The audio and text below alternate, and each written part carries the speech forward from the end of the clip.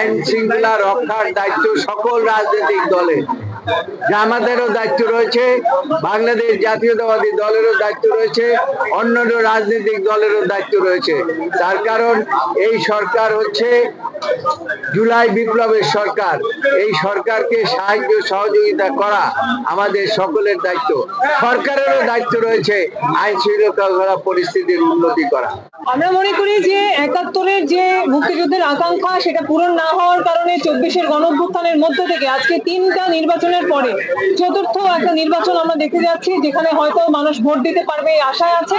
আমরা মনে করি এই নির্বাচনে গণতান্ত্রিক অসাম্প্রদায়িক বাংলাদেশ, শ্রমিক বান্ধব, নারী বান্ধব বাংলাদেশকে যদি আমরা গড়তে চাই, তাহলে অবশ্যই গণতান্ত্রিক যুক্তফ্রন্টের পক্ষে থাকতে হবে, প্রগতির পক্ষে থাকতে হবে। সেই জন্য আমরা মনে করি যে যদি একটু সুষ্ঠু নির্বাচন হয়, অবশ্যই জনগণ আমাদের পক্ষে রাখবে। এখনো জনগণের আশঙ্কা আছে, কারণ এখনো প্রশাসন সব দলের প্রতি সমান আচরণ করবে কিনা সেটা নিয়ে জনগণের মধ্যে আশঙ্কা আছে।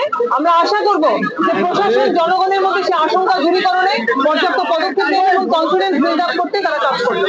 বিভিন্ন হুমকি-দামকির ঘটনা আমি শুনতেছি, আমাদের কর্মীদেরকে বিভিন্ন ধরনের ভয়ভীতি দেখাচ্ছে। তো আশা করি সুনির্দিষ্ট করে বলা তো কঠিন, আমরা বলবো দুর্বৃত্ত, যারা বিগত দিনে পেশি শক্তি, চক্ষু রাঙ্গানি দিয়ে দেশের রাজনীতি একটা ভীতির রাজনীতি সৃষ্টি করছে, তাদের কোনো এক সদস্য হবে। আমরা সুনির্দিষ্ট করে এখনো বলতে পারছি না। ইনশাল্লাহ ভবিষ্যতে যদি আমাদের কাছে পরিচয় আসে আমরা বলবো। বাকি এখন পর্যন্ত যা আছে ভালো, পরিবেশ মোটামুটি ভালো আছে। তো এই দুর্বৃত্তরা যাতে কোনো ধরনের ভয় ভীতির রাজনীতি সৃষ্টি করতে না পারে, সেন্টার দখলের রাজনীতি আবার ফিরিয়ে আনতে না পারে, প্রশাসন এই বিষয়ে যথেষ্ট সচেতন থাকা প্রয়োজন আমরা মনে করতেছি। আমরা আসলে জোট না, এটা আপনারা বিগত দিনের যে জোট বা যে ট্রেডিশন আগে আমরা দেখে আসছি, এটা জোট না, এটা হলো আমাদের আমিরের ঘোষণা হলো অন বক্স পলিসি, নির্বাচনী সমঝোতা। জোট একটা আদর্শের ভিত্তিতে হয়। এখানে আমরা যারাই একমত হয়েছি ইসলাম, দেশ ও মানবতার কল্যাণে, এরকম যারাই চায় তারা আমাদের সাথে একত্রিত হয়ে আমরা আলোচনার মাধ্যমে সিট সমঝোতা যাকে বলা হয়, ওনারা যেখানে প্রার্থী দেবে আমরা সেখানে দিব না, এরকম একটা আলোচনা চলছে। এখনো সিদ্ধান্ত ঘোষণা আসে নাই কে কোনখানে নির্বাচন করবে, কিন্তু আমরা ইতিমধ্যে দেখতেছি বিভিন্ন প্রোপাগান্ডা ছড়াইতেছে, বিভিন্ন প্রার্থীরা বলতেছে আমি এখানে জোটের প্রার্থী। এটা একেবারে নির্জল একটা মিথ্যাচার, কারণ কে কোনখানে প্রার্থীটা কেন্দ্র থেকে ঘোষণা হবে, এর আগে যদি ঘোষণা দিয়ে থাকে এটা হলো একটা ধোঁকাবাজি, এটা একটা মিথ্যাচার। আমরা আশা করব এই মিথ্যাচারটা ফিরে আসে। অনেক প্রত্যাশার পরে বাংলাদেশে নির্বাচন আসছে, 15 বছরের দীর্ঘ প্রতীক্ষা এবং অনেক ত্যাগের বিনিময়ে অর্জিত এই ভোটাধিকার আশা করি ইনশাআল্লাহ সুষ্ঠুভাবে দেশবাসী প্রয়োগ করতে পারবে ইনশাআল্লাহ।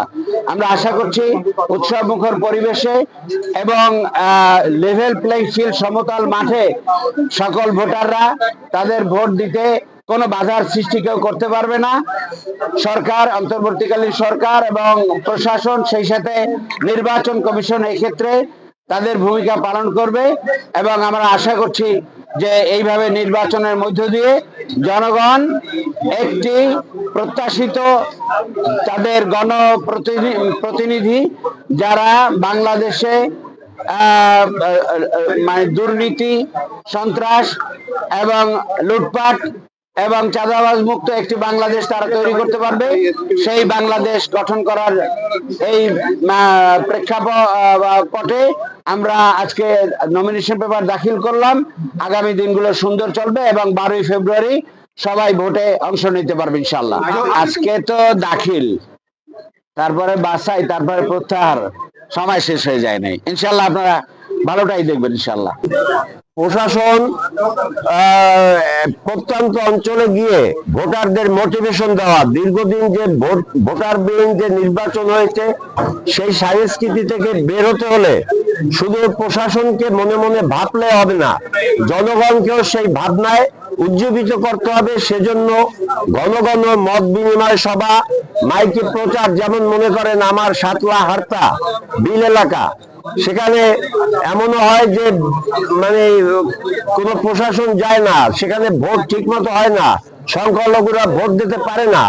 হ্যাঁ, সেখানে গিয়ে তাদেরকে মাইকিং করে বলতে হবে আপনারা ভোট দিতে আসবেন, প্রশাসন আপনাদের দায় দায়িত্ব নেবে, তাদের ভরসা দিতে হবে।